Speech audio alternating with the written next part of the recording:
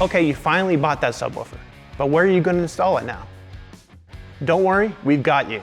Today's Boss Basics episode, we cover subwoofer enclosures. A few months back, we posted a video called Boss Basics Subwoofers, describing what they are and why you might need one. Now let's take a deeper dive into some enclosure options.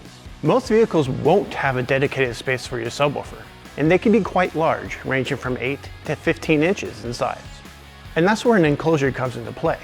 A box or housing to hold the subwoofer and any necessary electronics. An enclosure has the ability to shape the sound of your subwoofer. Depending on your car's installation options, speaker choice, and sound preferences, there are several types of enclosures to choose from. Here are just the basics.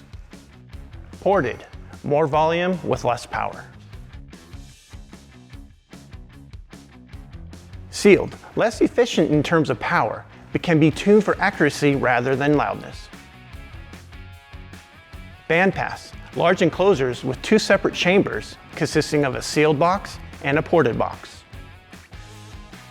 Free air, your trunk becomes an infinite baffle, using the space as a large enclosure for specially designed subwoofers. An under-the-seat subwoofer comes in a thin enclosure that can be installed under the seat. This design frees up space and comes with a built-in amplifier.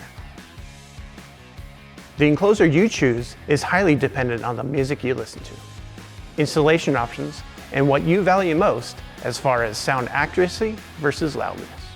I'm Colin for Boss Basics. If you like this video, be sure to hit the like button and subscribe to get the latest from Boss Audio Systems. And we'll see you soon.